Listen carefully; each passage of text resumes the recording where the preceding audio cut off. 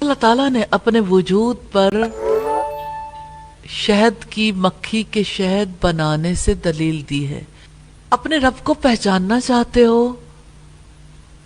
تو شہد کی مکھی کے طرز عمل کو دیکھ لو. کہاں سے سیکھتی ہے؟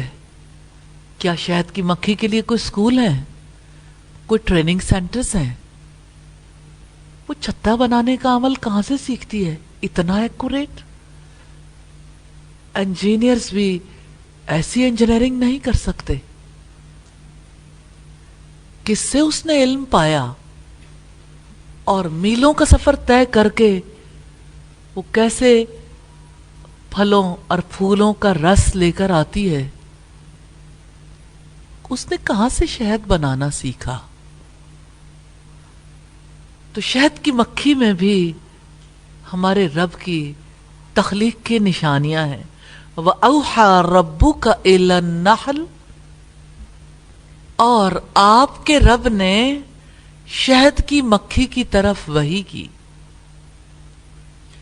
اس کے دل میں یہ بات پیدا کر دی گئی کہ پہاڑوں، درختوں اور بیلوں میں اپنے چھتے بنائے، ان میں رہے سہے، اور درختوں اور بیلوں میں بھی. اس چھوٹی سی شہد کی مکھی میں غور و فکر کرنے والوں کے لیے بڑی نشانیاں ہیں. کتنے راز ہیں جو شہد کی مکھی میں ہیں. اللہ تعالیٰ نے حیرت انگیز طریقے سے شہد کی مکھی کی رہنمائی فرمائی ہے. اور وہ کیا ہے؟ Just imagine. آپ کے دل میں بھی گھر بنانے کی خواہش ہے نا؟ انسان یہ خواہش رکھتے ہیں. وہ منیر نیازی کہتا ہے گھر بنانا چاہتا ہوں، میرا گھر کوئی نہیں.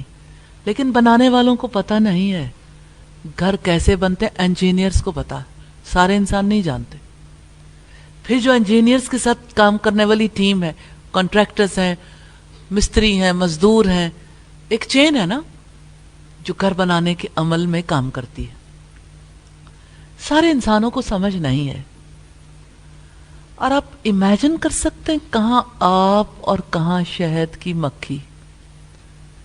شہد کی مکھی بھی گھر بنانا چاہتی ہے، لیکن عجیب بات ہے ان کا گھر الگ الگ نہیں ہوتا، مشترکہ گھر ہے جہاں بہت سے کمرے ہیں. کتنے خوبصورت ہیں، ذرہ برابر فرق نہیں ہے، 8 پہلو ہیں. اللہ تعالیٰ فرماتے ہیں شہد کی مکھی کی طرف ہم نے وحی کی ہے. وہ وحی کیا ہے؟ کچھ پہاڑوں اور کچھ درختوں میں سے گھر بناؤ، اور اس میں سے بھی جنہیں وہ چڑھاتے ہیں. یعنی آپ کے لیے 3 طرح کی زمین ہے جہاں آپ نے گھر بنانے. انسان ہموار زمین پر گھر بنائے یا پہاڑوں پر بنائے. شہد کی مکھی نے بنانا ہے، پہاڑوں میں جا کے بنا لے، درختوں پر بنا لے، یا بیلوں میں بنا لے. تو لیجئے شہد کی مکھی گھر بنانے کے لیے تیار ہے. ساری مکھیوں کے پاس علم ہے. ریلی یہ علم انسانوں کے پاس نہیں ہے. سب انسان نہیں جانتے گھر کیسے بنتے ہیں. اللہ پاک نے چھتا بنانے کا حکم دیا، درختوں میں بنا لو، بیلوں میں، پہاڑوں میں.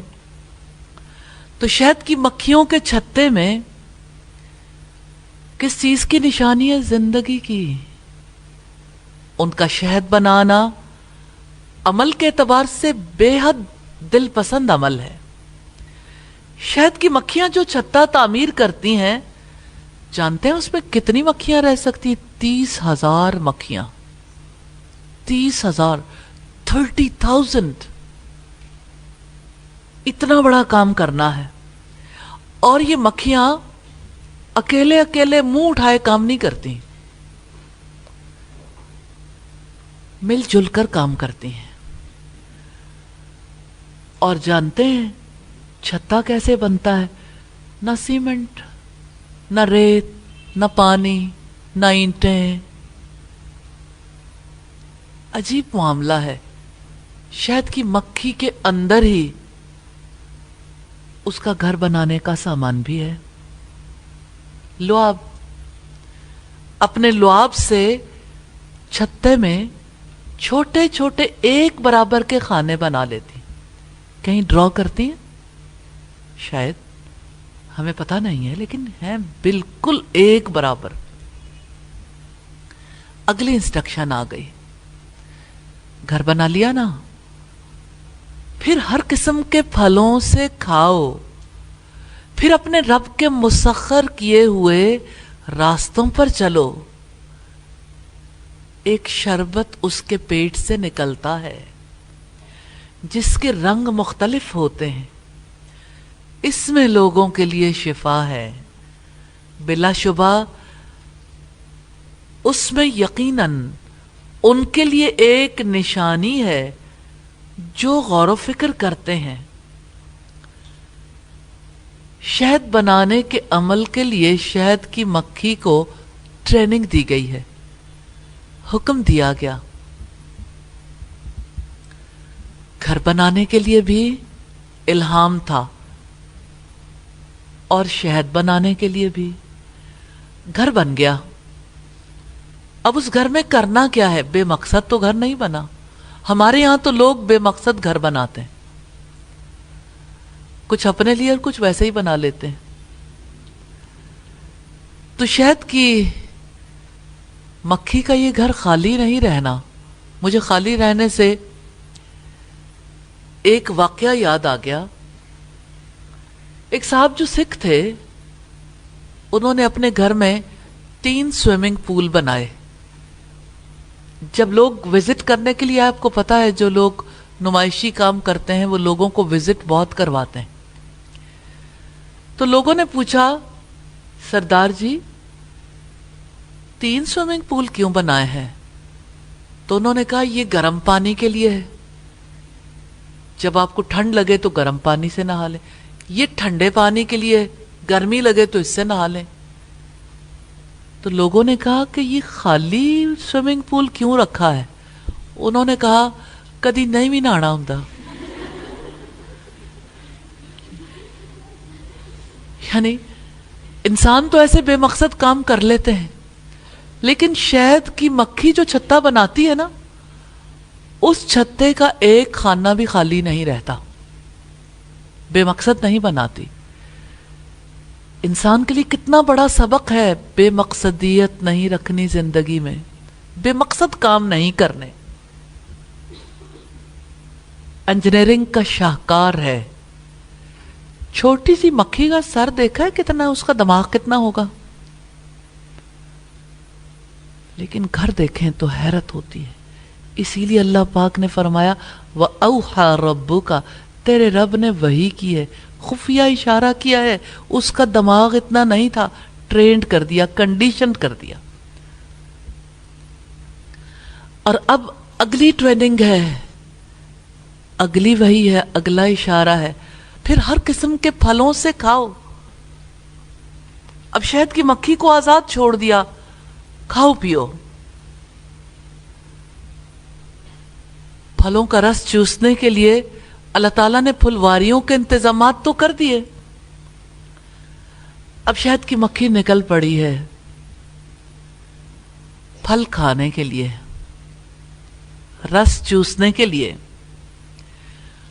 اور اگلی بات بہت اہم ہے، پھر اپنے رب کے مسخر کیے ہوئے راستوں پر چلو. اس بات کی تو انسان کو سمجھ نہیں آتی. رب نے راستہ مسخر کیا ہے نا، قرآن کی صورت اور محمد رسول اللہ صلی اللہ علیہ وسلم کی حیات کی صورت میں. لیکن شہد کی مکھی کا چھوٹا سا دماغ قبول کر جاتا ہے اور انسان کا بڑا سا دماغ بھی قبول نہیں کرتا. شہد کی مکھی سے کہا ہے کہ پھلواریوں کی طرف جانے کے لیے نکلو، تیرے رب کے راستے ہیں. جہاں سے جاؤ گی نا تم، خرامہ خرامہ، یہ سارے راستے ایسے ہیں مسخر کیے ہوئے راستے ہیں.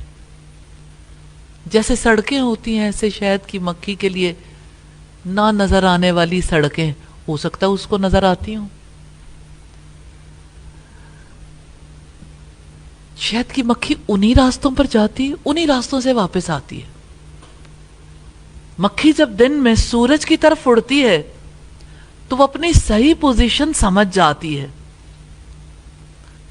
اور اللہ تعالیٰ نے فرمایا ایک شربت۔ اب آپ دیکھیے، مکھی رب کے راستے پر چلی ہے، جا کے پھلوں سے رس چوسا ہے، اب اس کے اندر وہ رس جمع ہے۔ عجیب بات ہے، اپنے لیے نہیں، کچھ یوز ہوگا، اپنے لیے نہیں ہے۔ آپ نے جانوروں کو دیکھا نا، سارا چارہ ان کے اپنے لیے نہیں ہے۔ جب دودھ بنے گا ان کا بچہ بھی پی سکتا ہے، لیکن سارے انسان دودھ پیتے ہیں۔ وہ رب کتنا مہربان ہے جو جانوروں کے چارے سے بننے والے دودھ میں انسان کا حصہ رکھتا ہے، کہ صرف جانوروں کا حصہ نہیں، تمہارا بھی ہے۔ وہ رب کتنا کریم ہے جو مکھی کے پیٹ میں وہ رس جو وہ چوس کے لاتی ہے، اس رس سے بننے والے شہد میں ہمارا حصہ رکھتا ہے۔ ایک شربت اس کے پیٹ سے نکلتا ہے۔ آپ ذرا آج کل اورنجز کا جوس نکال کے اس کو کسی برتن میں پکا کے دیکھیں، شہد بنتا ہے؟ مکھی کے پیٹ میں شہد بنتا ہے؟ کون بناتا ہے؟ اور پھر اس کے رنگ مختلف ہوتے ہیں، ایسا نہیں ہے ایک ہی رنگ کا شہد ہو۔ شہد گولڈن بھی ہوتا ہے، تھوڑا براؤن ٹائپ بھی ہوتا ہے، ریڈش بھی ہوتا ہے، کتنے رنگ ہیں۔ ایپل کا شہد بالکل ڈیفرنٹ ہوتا ہے، گولڈن ایپل کا ڈیفرنٹ ہوتا ہے، اورنجز کا ڈیفرنٹ ہوتا ہے۔ جس علاقے میں جس قسم کے پھل ہوتے ہیں، شہد میں اس کا ٹیسٹ آتا ہے۔ شہد سے پتا چلتا ہے مکھی نے کیا کھایا تھا، کیا چوسا تھا۔ شربت ہے یعنی شہد ہے، اللہ تعالیٰ کی نعمت ہے جس کے رنگ مختلف ہوتے ہیں، سرخ، سنہری، سیاہ۔ یہ رنگ پھلواریوں کے مطابق بھی ہوتے ہیں، زمین کے مطابق بھی۔ اس میں لوگوں کے لیے شفا ہے۔ شہد میں لوگوں کے بہت سے امراض کے لیے شفا رکھی ہے۔ شہد کیسے بنتا ہے؟ اس شکر سے مل کر بنتا ہے جو گلوکوز یا اس قدرتی شکر سے حاصل ہوتی ہے جو معدنیات مثلا magnesium, potassium, calcium, sodium, sulphur, لوہے اور فاسفیٹ سے حاصل ہوتی ہے۔ شہد میں حراروں کی سطح کم ہوتی ہے، عجیب بات ہے لیکن بہت خوشگوار، کہ شہد کی وجہ سے وزن میں اضافہ نہیں ہوتا، یہ خون کے اندر تیزی سے حل ہو جاتا ہے، خون بنانے میں بھی مدد دیتا ہے۔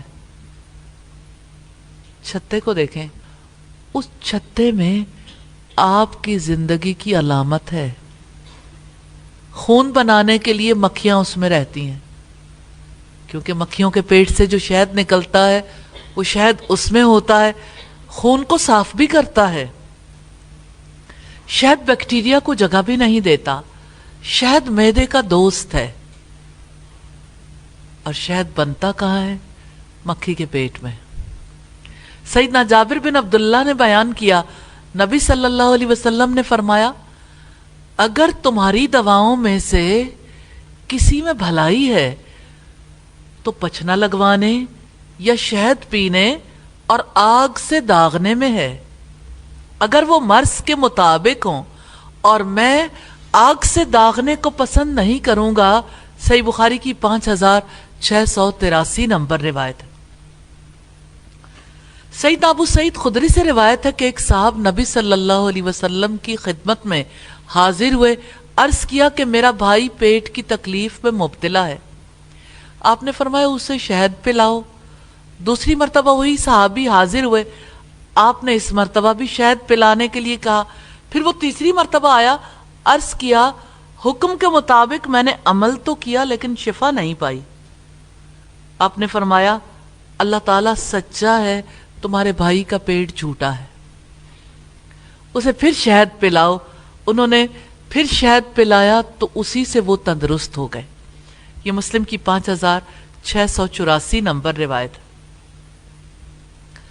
سیدہ عائشہ رضی اللہ تعالی عنہا نبی کریم صلی اللہ علیہ وسلم سے روایت کرتی ہیں کہ ان کے گھر والوں میں سے جب کسی کا انتقال ہو جاتا تو اس کی تعزیت کے لیے عورتیں جمع ہو کر چلی جاتی، اور ان کے گھر والے اور خاص لوگ باقی رہ جاتے تو سیدہ ہانڈی میں شہد اور دودھ ملا کر حریرہ پکانے کا حکم دیتی.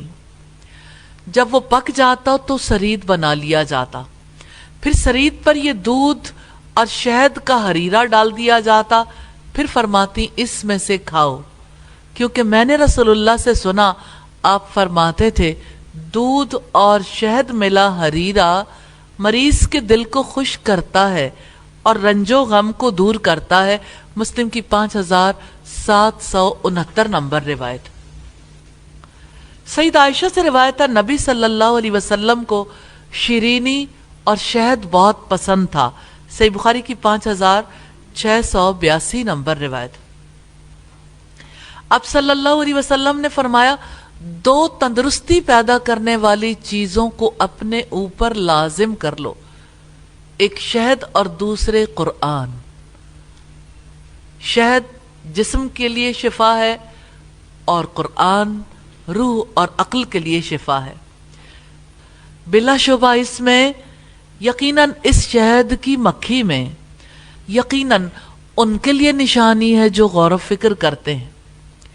خالق کی عظمت اور قدرت کی تسخیر کی بہت بڑی نشانیاں ہیں. شہد کی مکھی کے گھر بنانے میں بھی بہت سی نشانیاں ہیں.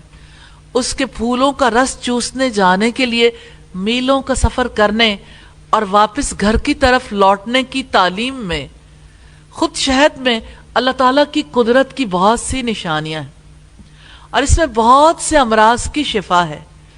یہ اللہ تعالیٰ کی اپنے بندوں پر کمال درجے کی رحمت کی نشانی ہے.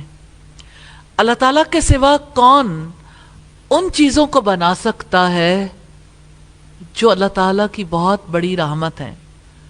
کون ہے جو شہد کی مکھی کی جبلت میں فطری تعلیم رکھ سکتا ہے؟ وہ جو ہم سب کا خدا ہے، وہی نظام ہستی چلا رہا ہے. وہ کیسے انسانوں کے لیے غذا بنا رہا ہے. ان اللہ وملائکتہ یصلون علی النبی یا ایہا الذین آمنوا صلوا علیہ وسلموا تسلیما. ان الذين يؤذون الله ورسوله لعنهم الله في الدنيا والآخرة وأعد لهم عذابا مهينا.